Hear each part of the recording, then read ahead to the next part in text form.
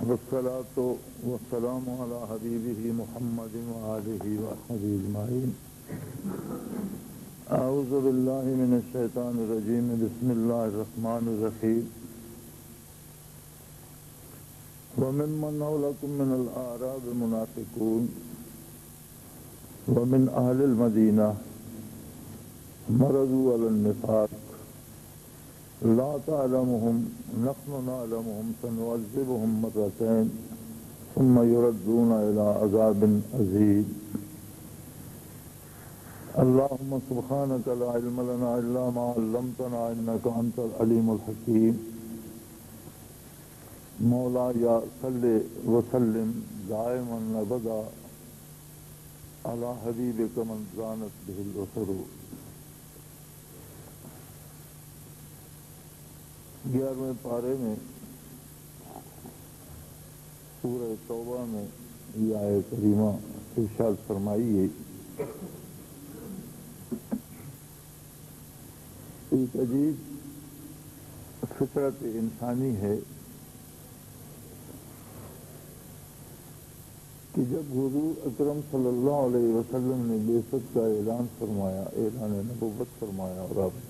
اللہ علیہ وسلم مبعوث ہوئے، تو دنیا کا کفر آپ کی مخالفت سے متحد ہو گیا اور 13 سالہ مکہ مکرمہ کی حیات طیبہ میں جتنے لوگوں کو نور ایمان نصیب ہوا وہ بڑے مخلص، بڑے کھرے اور جان فروش تھے، اس لیے کہ اس 13 سالہ عرصہ میں قربانیاں دینا پڑی، جانیں دینا پڑی، مال نچھاور کرنا پڑے، دکھ اٹھانا پڑے، تکالیف اٹھانا پڑی. مگر جب آقا نامدار صلی اللہ علیہ وسلم مدینہ منورہ وارد ہوئے اور ریاست اسلامی کی بنیاد رکھی گئی اور اسلام بلاد عرب میں پھیلنا شروع ہوا اور لوگ جوک در جوک اسلام میں شامل ہونے لگے، یدخلون فی دین اللہ افواجا، فوج در فوج لوگ دین میں داخل ہونے لگے، تو اس میں ایسے لوگ بھی آئے جن کا مقصد دین نہیں تھا، دنیاوی مفادات تھے. اور بڑے مواقع پر انہوں نے نبی اکرم صلی اللہ علیہ وسلم کو دھوکے دیے، بہت مشکل وقت پر بھی دھوکے دیے. عین میدان احد میں منافقین اپنے ساتھ اپنے ساتھیوں کو لے کر عین میدان کاغذات سے الگ ہو گئے اور طرح طرح کے مصائب اور تکالیف پیدا کی، حتیٰ کہ آقا نامدار صلی اللہ علیہ وسلم کے اہل بیت پر اور خاندان پر بہتان تراشی کی. اس لیے کہ یہ وہ لوگ تھے جو زبان سے تو کلمہ پڑھتے تھے، اور عجیب بات ہے کہ ان بد نصیبوں کو آپ صلی اللہ علیہ وسلم کی صحبت بھی حاصل تھی، نمازیں بھی آپ کے ساتھ مسجد نبوی میں نصیب ہو جاتی تھی، روزے بھی رکھتے تھے، مسلمانوں کی طرح بظاہر عبادت بھی کرتے تھے، لیکن ان کے مقاصد الگ تھے. تو رب جلیل نے ارشاد فرمایا وَمِمَّنْ حَوْلَكُم مِّنَ الْأَعْرَابِ مُنَافِقُونَ وَمِنْ أَهْلِ الْمَدِينَةِ. ایسے لوگ ہیں جو گرد و نواح کے دیہات سے آپ کے ساتھ دعوی ایمان کر کے شامل ہو گئے ہیں، اور ایسے لوگ اہل مدینہ میں بھی ہیں جو دعوے ایمان رکھتے ہیں اور آپ کے ساتھ عبادات میں شریک ہوتے ہیں، لیکن مرضوا النفاق، اپنے نفاق پر اڑے ہوئے ہیں، ان کی منافقت ان کے اندر سے نکلتی نہیں ہے، یہ محض دنیاوی مفادات کے لیے اس پر اڑے ہوئے ہیں۔ افما لا تعلمهم، اے میرے حبیب آپ کو ان کی خبر نہیں ہوتی، یہ اتنے خفیہ طریقے سے کام کرتے ہیں کہ کانوں کان پتہ نہیں چلنے دیتے، لیکن ایسی بھی بات نہیں ہے کہ ان کا کسی کو پتہ نہ ہو۔ نحن نعلمهم، میں جو رب العالمین ہوں میں ان سب کو جانتا ہوں، ان کی ایک ایک حرکت میرے علم میں ہے، اور میں یہ بھی واضح کر دینا چاہتا ہوں سنعذبهم مرتين، ان کو میں 2 دفعہ عذاب دوں گا۔ ایک دفعہ دنیا میں ذلت و خواری ان کے نصیب میں ہوگی، دنیا کی پریشانیاں ان کے حصے میں آئیں گی اور ذلیل و رسوا ہو کر دنیا سے جائیں گے، اور آخرت میں دوبارہ آخرت کا عذاب ان کا منتظر ہوگا۔ برزخ میں پھر انہیں عذاب کا سامنا ہوگا، دنیا سے جانے کے بعد برزخ کا عذاب ان کا انتظار کر رہا ہوگا۔ ثم یردون الی عذاب عظیم، اور پھر روز حشر انہیں بہت بڑے عذاب کی طرف ہنکا کر لے جایا جائے گا۔ 2 عذاب تو جہنم میں جانے سے پہلے منافقین کے حصے میں آئیں گے، دنیا کی ذلت و رسوائی، اور اس کے بعد برزخ کی رسوائی، اور اس کے بعد میدان حشر میں انہیں اللہ کے بہت بڑے عذاب سے گزرنا ہوگا۔ یہ ایک قاعدہ کلیہ ہے کہ جب تک دین اسلام میں قربانیوں کی گنجائش تھی، تب تک جو لوگ آئے ان کی بات اسی سورہ توبہ میں ارشاد فرمائی جاتی ہے، اس سے پہلی آیت میں وَالصَّادِقُونَ الْأَوَّلُونَ مِنَ الْمُهَاجِرِينَ وَالْأَنصَارِ، سبقت لے جانے والے مہاجرین اور انصار میں سے، یعنی وہ لوگ جو دین میں دوسروں سے سبقت لے گئے، اور وہ ایسے کھڑے لوگ تھے مکی زندگی میں جنہوں نے ایمان قبول کیا، پھر اہل مدینہ جنہوں نے ان کی نصرت کی، اور جب دنیا کی زمین ان پر تنگ ہو رہی تھی انہوں نے اپنے دلوں کے دروازے کھول دیے اور ان کے لیے اپنی جانیں حاضر کی، اپنا مال حاضر کیا، اپنے سامان ان کے ساتھ بانٹ لیے۔ یہ ایسے لوگ ہیں کہ قیامت تک جو بھی ان کا اتباع کرے گا اور خلوص سے کرے گا، والذین اتبعوہم بإحسان،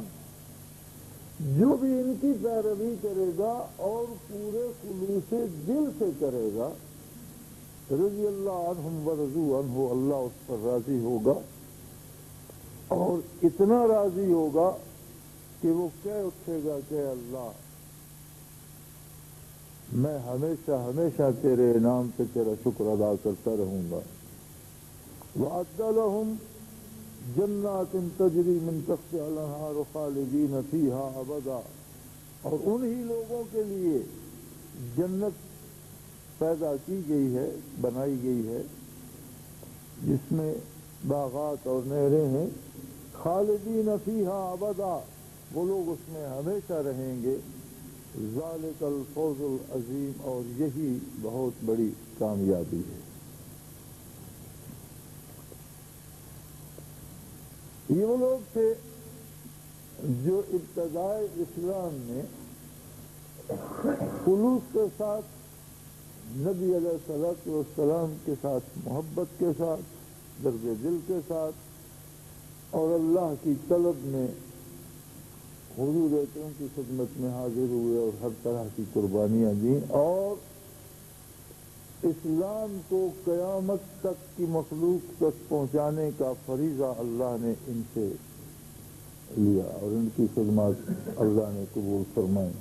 قرآن کے امین وہی لوگ ہیں جنہوں نے آئندہ نسلوں تک قرآن کریم پہنچایا جو ہم تک پہنچ رہا ہے۔ نبی اکرم صلی اللہ علیہ وسلم کی ایک ایک ادا کے امین یہی لوگ ہیں جو انہوں نے آگے پہنچائی، جو آج تک ہم تک، اور ہماری ذمہ داری ہے کہ ہم آنے والی نسلوں تک پہنچائیں۔ اور یہ لوگ بے احسان درد دل کے ساتھ خلوص کے ساتھ، احسان کیا ہے؟ حدیث احسان میں اس کی تشریح حضور اکرم صلی اللہ علیہ وسلم نے ضرور یہ فرمائی کہ احسان یہ ہے کہ ان تعبد اللہ کأنک تراہ، احسان یہ ہے کہ تو اللہ کی عبادت اس طرح کرے جیسے تو اللہ کو اپنے روبرو دیکھ رہا ہے۔ فَإِن لَّمْ تَكُن تَرَاهُ فَإِنَّهُ يَرَاكَ، اور اگر یہ درجہ نہ حاصل ہو سکے تو کم از کم یہ یقین کامل ہونا چاہیے کہ اللہ تو مجھے دیکھ رہا ہے۔ یعنی احسان یہ ہے کہ جو کام کیا جائے اس خلوص سے کیا جائے کہ گویا وہ اللہ کے روبرو کیا جا رہا ہے۔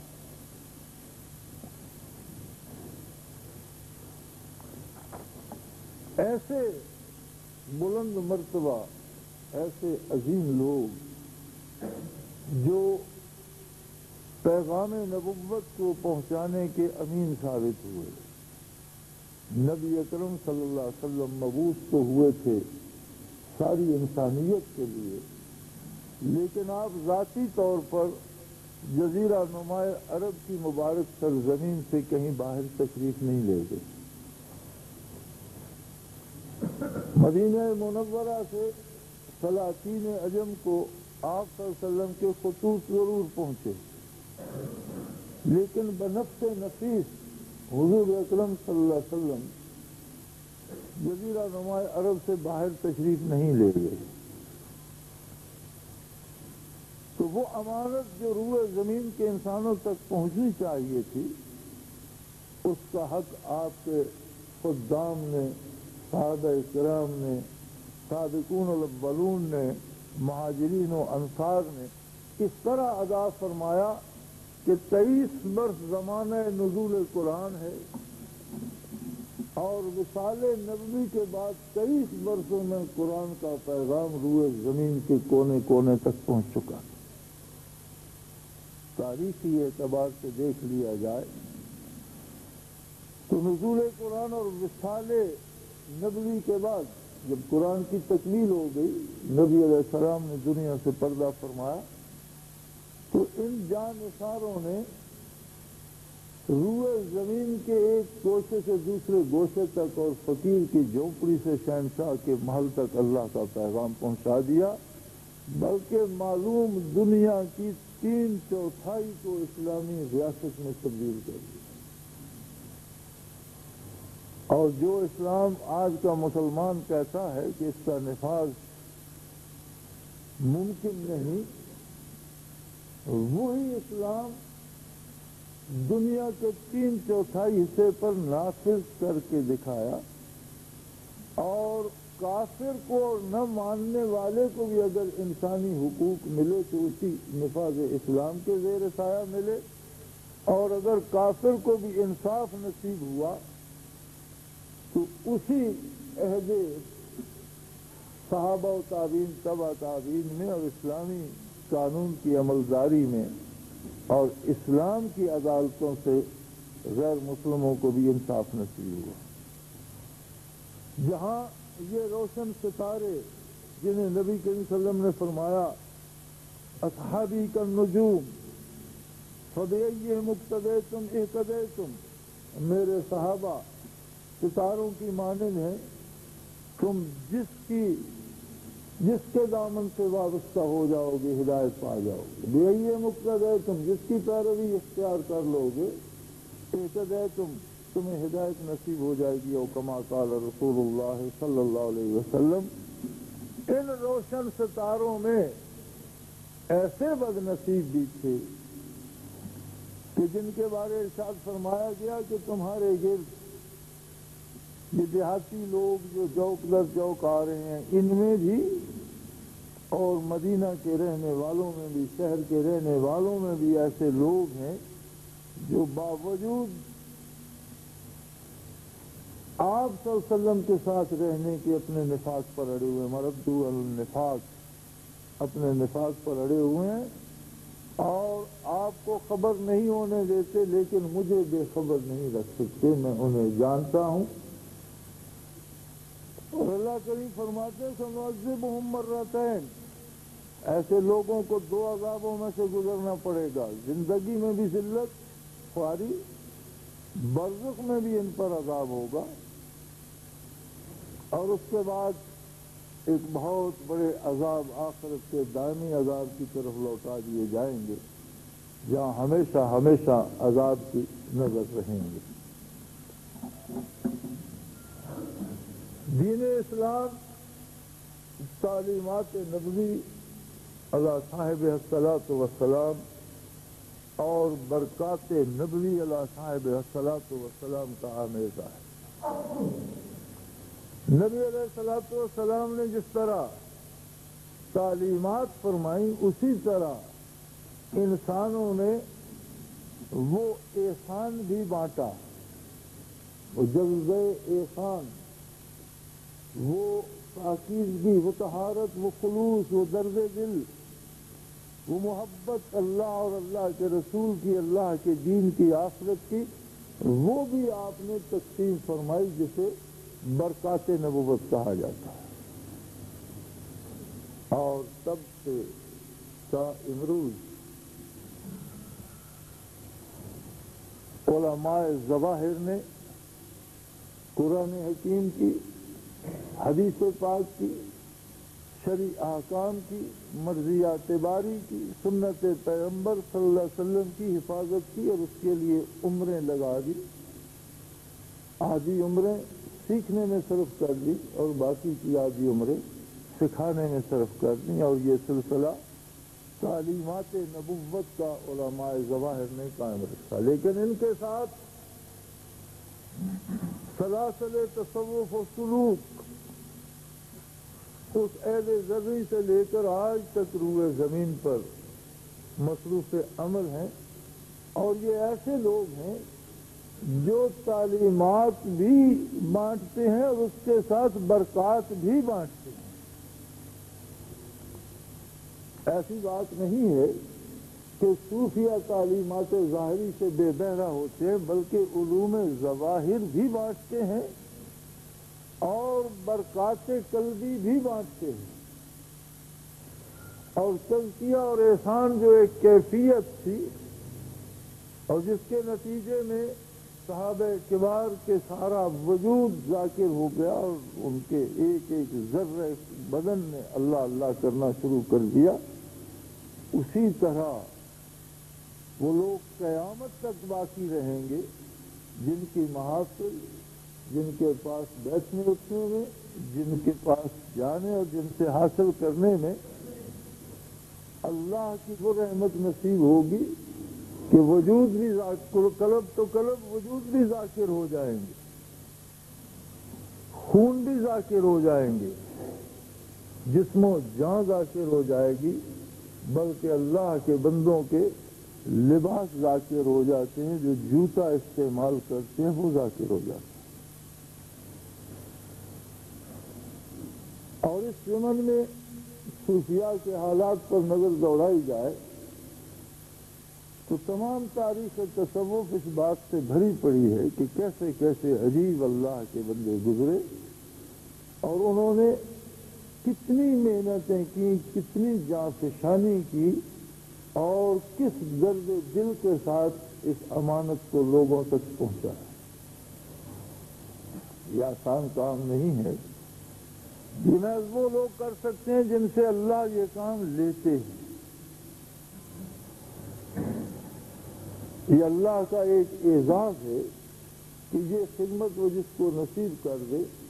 اسی کے حصے میں آتی ہے، اور یہ اتنی عظیم خدمت ہے کہ لوگوں کی عمریں اس کے لیے وقف ہو جاتی ہیں. اللہ کریم کا یہ احسان تھا کہ اس نے ہمارے اس گئے گزرے زمانے میں بھی ایک ایسی ہستی ہمارے ہاں ہمارے علاقے میں ہمارے ساتھ کے دیہات میں ایک ایسی ہستی پیدا فرما دی جس نے برکات نبوی کا اتنا حصہ حاصل کیا، یا جس کو اللہ کریم نے اتنی برکات عطا کی جن کی مثال تبع تابعین کے بعد 1400 سالہ تاریخ میں نہیں ملتی. یہ بات میں اس لیے نہیں کہتا کہ میں اپنے شیخ کی بات کرتا ہوں اور اپنے شیخ سے بہت عقیدت رکھتا ہوں. ہر عقیدت مند اپنے شیخ سے بے پناہ عقیدت رکھتا ہے، لیکن تاریخی حقائق اپنی جگہ رہتے ہیں، وہ کسی کی عقیدت مندی سے تبدیل نہیں ہوتے. اس پہ تاریخ اسلام شاہد ہے کہ حضور اکرم صلی اللہ علیہ وسلم کی خدمت میں جو حاضر ہوا آپ نے اتنا بانٹا کہ ہر آنے والا وہ عالم تھا یا ان پڑھ، وہ امیر تھا یا فقیر، وہ مرد تھا یا عورت، صرف صحابیت سے سرفراز ہو گئے. یہ سنت صحابہ کرام میں جاری رہی اور ان کی خدمت میں جو پہنچا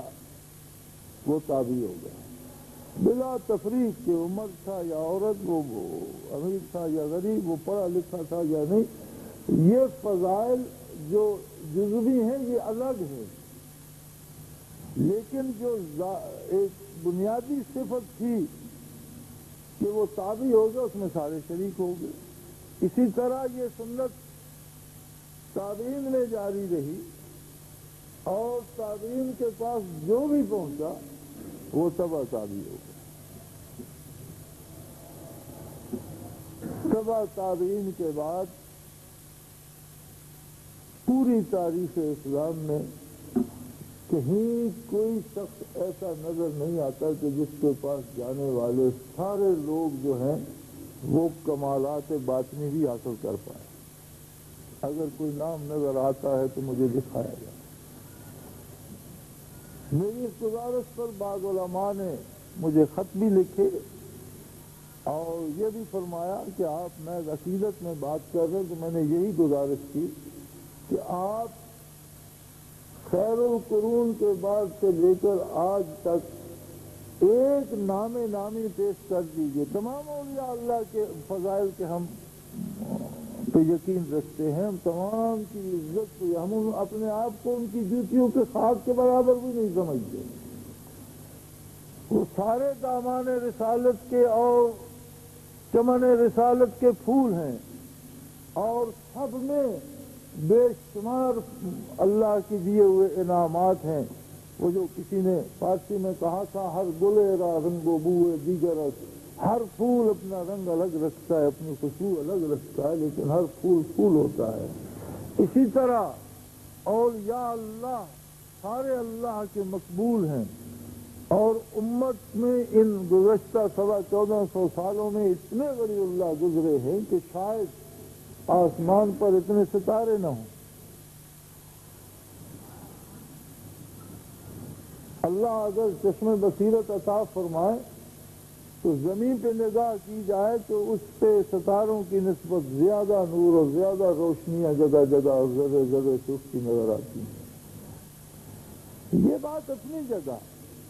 لیکن کیا یہ بات تاریخ سے ثابت کی جا سکتی ہے کہ تبع تابعین کے بعد کسی ایک عظیم ہستی کے پاس جانے والا ہر آدمی کمالات باطنی لے کر لوٹا؟ یہ تاریخ میں نہیں ملتا. لاکھوں لوگ ان کی خدمت عالیہ میں حاضر ہوئے، لاکھوں لوگوں کے عقائد کی اصلاح ہوئی، ہزاروں لوگ کفر سے تائب ہو کر مسلمان ہوئے، انہوں نے ارکان دین سیکھے، احکام شریعت سیکھے، شریعت پر عمل کرنا سیکھا، اوراد و وظائف سیکھے، تسبیحات سیکھی، لیکن کمالات باطنی ان میں سے کسی چند سرکردہ لوگوں کو 4 5 10 کو نصیب ہو گئے تو بڑی بات۔ تمام صوفیاء کی تاریخ دیکھ لے، آپ کو یہی بات ملے گی کہ لاکھوں لوگوں کو دین تو سکھایا، اللہ کا اور اللہ کے نبی کا پیغام پہنچایا، نور ایمان نصیب ہوا، نیک ہو گئے، صالح ہو گئے۔ عالم ہونا، نیک ہونا، صالح ہونا بہت بڑی بات ہے، لیکن کیفیات باطنی کا اصول اس سے ایک الگ ہے، ایک الگ وقت ہے۔ اور یہ ایک اصول ہے کہ ہر عالم صوفی نہیں ہوتا، لیکن ہر صوفی عالم ہوتا ہے الحمدللہ، کیونکہ صوفی بغیر علم کے نہیں رہ سکتا۔ حضرت رحمۃ اللہ علیہ فرمایا کرتے تھے کہ اگر صوفیوں میں کوئی اہل علم نہ ہو، خود صاحب علم نہ ہو، تو کسی صاحب علم کے ساتھ ضرور وابستہ رہے گا، اس کے بغیر وہ زندہ نہیں رہ سکتا۔ ہر عالم صوفی نہیں ہوتا، لیکن ہر صوفی ضرور عالم ہوتا۔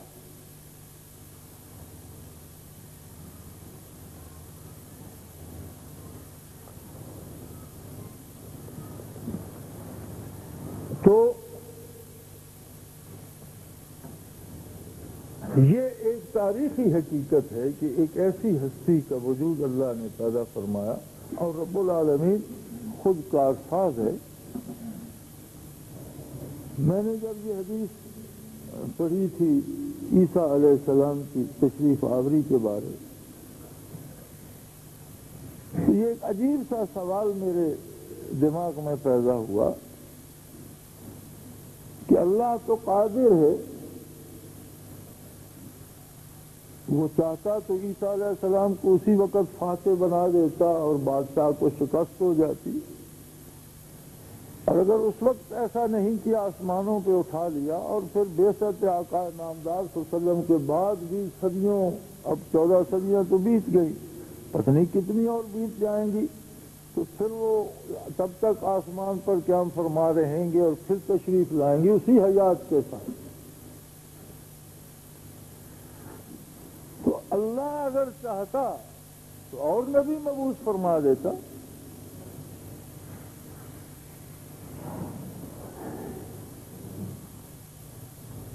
لیکن میں نے کبھی حضرت رحمۃ اللہ علیہ سے یا کسی سے یہ سوال کیا نہیں، مجھے یہ سوال کرتے ہوئے ڈر آتا تھا، جھجک آتی، لیکن ذہن میں سوال ہوتا تھا۔ پھر جب عملاً لوگوں سے واسطہ پڑا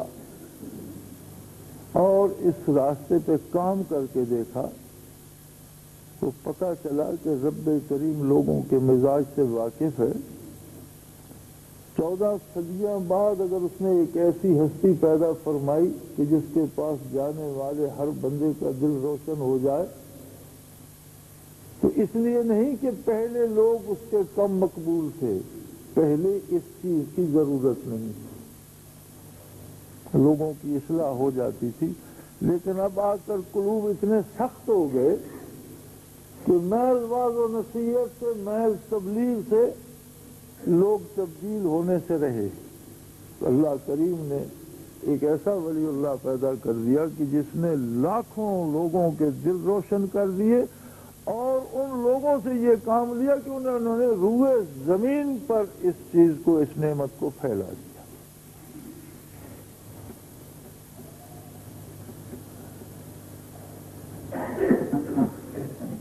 یہ اس کا احسان عظیم۔ اسی طرح ایک وقت آئے گا کہ جب کسی ولی کی توجہ بھی لوگوں کے دلوں پر اثر نہیں کرے گی، قلوب اتنے سخت ہو جائیں گے کہ پھر ان پر اثر انداز ہونے کے لیے نبوت کی طاقت چاہیے ہوگی۔ بڑے سے بڑے ولی کی توجہ ان دلوں کو متاثر نہیں کر سکے گی۔ تو چونکہ نبوت حضور اکرم صلی اللہ علیہ وسلم کی ذات والا صفات پر ختم ہو گئی اور وہ رب العالمین ہے، اس ضرورت کو پورا کرنے کے لیے اس نے عیسیٰ علیہ السلام کو باقی رکھ لیا، جنہیں اس وقت نازل فرمائے گا اسی دین اسلام کی اور اسی دین کی اشاعت فرمائیں گے جو آقا نامدار صلی اللہ علیہ وسلم نے پیش فرمایا۔ دین یہی ہوگا، کتاب یہی ہوگی، احکام شریعت یہی ہوں گے، لیکن اس کے ساتھ زبان نبی کی ہوگی، توجہ نبی کی ہوگی، قلب نبی کا ہوگا،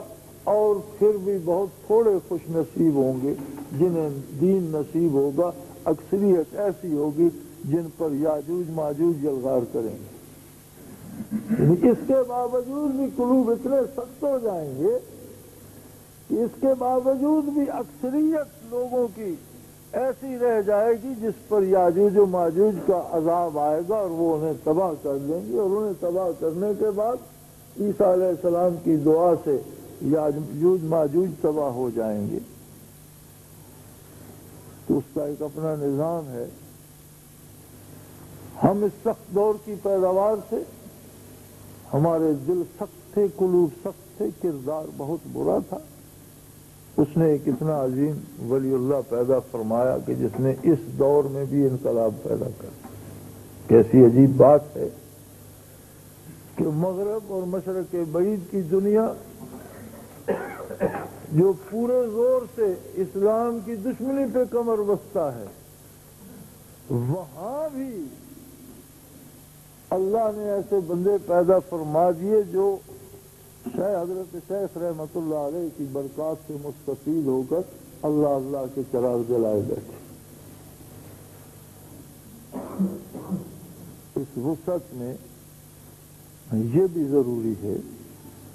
اور یہ بھی درست ہے کہ جب اس کام میں اتنی وسعت آئے گی تو اس میں کچھ منافق بھی ہوں، اور یہ بدنصیب، اس طرح کے بدنصیب خود حضرت رحمت اللہ علیہ کی زندگی میں نمودار ہوئے اور جماعت کو توڑنے کی اور کام کو روکنے کی کوشش کی۔ آپ کی وفات پر نمودار ہوئے اور کوششیں کی، اور جب تک یہ سلسلہ چلتا رہے گا اس طرح کے منافقین بھی پیدا ہوتے رہے۔ لیکن یاد رکھیے، منافقین کا خطرہ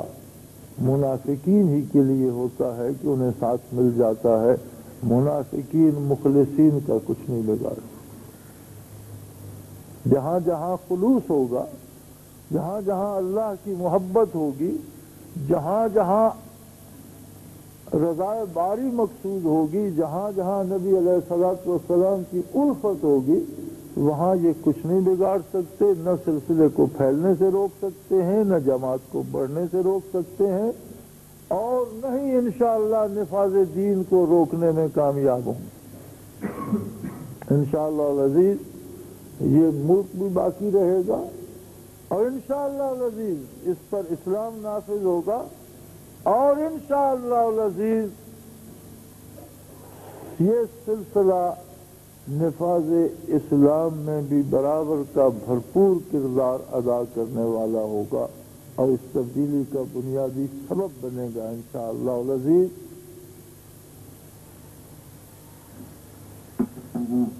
اور یہ صرف ہمارے سلسلے کو نہیں، ان تمام مشائخ کو یہ آزمائشیں پیش آئی ہیں جن عظیم لوگوں سے اللہ نے دین کی خدمت کا کام لیا ہے۔ بلکہ ایک جگہ ارشاد فرماتے ہیں کہ ہمہ شیران جہاں بستہ سلسلان، ہمہ شیران جہاں بستہ سلسلان، روباز ہیلا چساں بے دسلت سلسلہ را۔ ولی اللہ فرماتے ہیں کہ دنیا بھر کے شیر اس اللہ اللہ کی زنجیر میں جکڑے ہوئے، ہمہ شیران جہاں بستہ سلسلان، روباز ہیلا چساں بے دسلت، اور لومڑیوں کے ہیلے ان زنجیروں کو نہیں توڑ سکتے، جن زنجیروں میں دنیا بھر کے شیر جکڑے ہوئے ہیں، اور اللہ کے بڑے بڑے عظیم بندے اور عظیم نام ہیں، ان کو لومڑیوں کے ہیلے توڑ نہیں سکتے، تباہ نہیں کر سکتے۔ ہاں یہ الگ بات ہے کہ ہر حرکت دکھ پہنچاتی ہے۔ خود نبی علیہ الصلوۃ والسلام پر جب الزام تراشی آپ کے خاندان مقدس و اطہر پر کی گئی، جس کی طہارت کے لیے اللہ نے اپنی گواہی دی اور قرآن اور آسمان سے اور اپنی بارگاہ سے وہی نازل کی جسے آج تک حفاظ اور قاری اور ائمہ مساجد اور قرآن پڑھنے والے پڑھتے چلے جا رہے ہیں۔ خدا گواہ جن کی پاکیزگی بن گیا، منافقین نے ان پر بھی بہتان لگائے۔ اور دکھ آقا نامدار صلی اللہ علیہ وآلہ وسلم کو بھی ایسا ہوا کہ آپ 3-4 ہفتوں تک گھر سے الگ تنہا افسردہ و غمگین جلوہ افروز رہے اور کھانا پینا تک چھوٹ گیا۔ تو دکھ تو ہوتا ہے، اور جب ہمارے ساتھ اس طرح کی بات ہوتی ہے تو ہمیں 2 طرح کا دکھ ہوتا ہے۔ ایک دکھ یہ ہوتا ہے کہ شاید یہ ہماری کمزوری سے ہو رہا ہے، ہم خدمت کرنے میں کوئی کوتاہی کر پائے، ہم سلسلے کی خدمت کا حق ادا نہیں کر سکے، یہ دکھ بھی ہوتا ہے۔ یہ دکھ بھی ہوتا ہے کہ جن لوگوں کو ہم بھلا اچھا سمجھتے تھے اور جن سے سلسلے کو آگے بڑھانے کی امیدیں کرتے تھے، وہ کس طرح کے نکل آئے، انہیں کیا ہو گیا۔ یہ دونوں دکھ ہوتے ہیں، اور انسان سے یہ نہیں کہا جا سکتا کہ وہ دکھ محسوس نہ کرے۔ انسان ہے، دھوپ میں کھڑا ہوگا تو اسے گرمی لگے گی، بارش سے بھیگے گا تو اسے ٹھنڈ لگے گی، سردیوں کا موسم ہوگا اسے سردی لگے گی، گرمیوں کا ہوگا تو لگے گی۔ یہ ساری چیزیں بیتتی ہیں اور یہ سب ہوتی ہیں، لیکن برکات نبوی کا سلسلہ تو جاری رہنا ہے اور اسے تا قیام قیامت رہنا ہے، اور یہ اسی میں شامل ہے اس آیہ کریمہ میں جو اللہ کا ارشاد ہے کہ انا نحن نزلنا الذکر وانا لہ لحافظون، ہم نے یہ قرآن نازل کیا ہے اور ہم ہی اس کی حفاظت کریں گے۔ تو قرآن حکیم کی حفاظت یہ نہیں ہے کہ وہ لوح محفوظ میں ہی رہے، قرآن حکیم کی حفاظت یہ ہے کہ اس کے ماننے والے، اس کے پڑھنے والے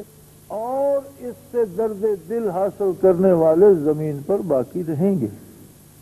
اللہ کا دین رہے گا، اللہ کی کتاب رہے گی، اللہ کے بندے رہیں گے، مخلصین رہیں گے، درد دل رکھنے والے رہیں گے۔ یہ کوئی خطرہ نہیں ہے کہ یہ سلسلہ ختم ہو جائے گا، ایسی کوئی بات نہیں۔ تو اللہ کی طرف سے اللہ کے نبی کی برکات ہیں، ہم نہیں ہوں گے کوئی اور ہوگا، وہ نہیں ہوگا کوئی اور ہوگا، اور مجھ پر یہ اللہ کا احسان ہے۔ میں تحدیث نعمت کے طور پر یہ عرض کرتا ہوں کہ مجھ پر اللہ کا یہ احسان ہے کہ جب سے دارالعرفان بنا ہے اور حضرت رحمۃ اللہ علیہ کے وصال کے بعد جب سے اس کی غلامی میرے حصے میں آئی ہے، میرے اوقات کے ساری ترجیح محض اللہ کا ذکر اور دارالعرفان ہے۔ میں اپنی مزدوری شروع سے کرتا تھا، آج تک کرتا ہوں الحمدللہ، اور میں مانگنے والوں میں اللہ نے مجھے پیدا نہیں فرمایا، میں کما کر دوسروں کو بھی ساتھ کھلانے والوں میں شروع سے ہوں، ہمیشہ سے اللہ نے مجھے ایسا رکھا ہے۔ کوئی ایسی بات نہیں کہ آج میں نے بڑی جاگیر خرید لی، میں نے حضرت کی زندگی میں زمینیں خریدی الحمدللہ، میں نے حضرت کی زندگی میں مکانات کھیتی میں بنائے، منارے میں بنائے، تب تو میرے پاس کسی کا کوئی فن نہیں تھا۔ 60 سے لے کر 80 تک حضرت کے سارے سفر کے لیے میری ہی کار ہوا کرتی، اس زمانے میں میرے پاس گاڑی نہیں تھی، الحمدللہ اللہ نے سب کچھ دے رکھا تھا، اور 60 سے لے کر 80 تک پوری جماعت کے سارے اجتماع میرے غریب خانے پہ ہوتے تھے، اور کوئی کسی ساتھی سے ہدیہ قبول نہیں کیا جاتا۔ 20 برس کسی ساتھی کا کوئی ہدیہ اس میں شریک نہیں کیا جاتا تھا، الحمدللہ یہ سعادت میرے حصے میں تھی۔ اور اب بھی اللہ کے فضل سے جو ساتھی یہاں کچن پہ یا لنگر پہ کام کرتے ہیں ان سے پوچھ لیجئے کہ اب بھی جب اجتماعات ختم ہوتے ہیں تو میرا خیال گزشتہ 2 سال سے 45 ہزار بجلی کا بل تو میں نے پلے سے دیا ہے۔ ساتھیوں کے فنڈز اتنے نہیں ہوتے کہ ان اخراجات میں پورے ہو جائیں، اگرچہ اس میں میرے گھر کا غلہ شامل ہوتا ہے۔ پورا اجتماع میرے غلے سے لایا جاتا ہے، گوشت کے لیے جانور اور ذبح کیے جاتے ہیں۔ پورے اجتماع میں دودھ میرے جانور فراہم کرتے ہیں، اس کے باوجود اتنے فنڈز نہیں ہوتے کہ اس کے اخراجات پورے ہو جائیں، اور اکثر اوقات بجلی کے بل رہ جاتے ہیں جو میرا خیال ہے 1 سال 35,000 تھے، 1 سال 45,000 تھے، کرنل صاحب کو یاد ہوگا، جو جماعت کے جانے کے بعد میں نے ادا کیے، اور یہ مجھ پر اللہ کا احسان ہے۔ میں ایک کمانے والا تھا، آج الحمدللہ ہم 5 باپ بیٹے رات دن مزدوری کرتے ہیں۔ ہمیں کسی کے فنڈ کی کوئی انتظار نہیں ہے۔ مجھے جس دن مرشد آباد میں جماعت کا حضرت کے دفن کے بعد پہلا اجتماع ہوا، میں نے اس سے عرض کر دیا تھا کہ کوئی شخص مجھے فنڈ نہ دے، اور جسے دینا ہے، جسے ہدیہ دینا ہے، شامل ہونا ہے، اسے اعتماد ہو تو پھر دے کر بھول جائے کہ اس نے اللہ کے لیے دینا ہے، میں جانوں میرا رب جانے۔ وہ تقریر آج بھی محفوظ ہے، اور میں آج بھی یہ بات کہتا ہوں کہ یہاں کوئی نہیں جانتا کہ کس نے لاکھوں دیا اور کس نے کچھ بھی نہیں دیا، سب کو ایک طرح سے، سب کی خدمت ایک طرح سے ہوتی ہے۔ کسی کو یہ محسوس نہیں ہوتا کہ فلاں نے فنڈز دیے، اس کے لیے تو بڑے مرغے پک رہے ہیں اور میں نے نہیں دیے، مجھے دال کھانا پڑی، کبھی ایسا نہیں، اور انشاءاللہ نہ آئندہ ہوگا۔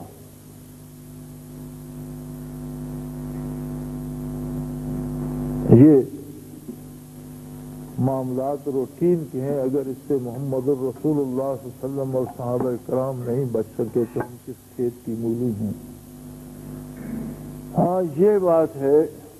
کہ وہ عظیم لوگ تھے، اللہ کے مقبول بندے تھے، اور ہم بہت کمزور لوگ ہیں۔ ہم پہ جب بوجھ آتا ہے ہماری ہمتیں جواب دے جاتی ہیں۔ اللہ کریم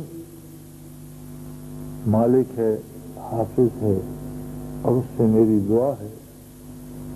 کہ اللہ ہم پر اتنا بوجھ نہ ڈال جو ہم برداشت نہ کر سکیں۔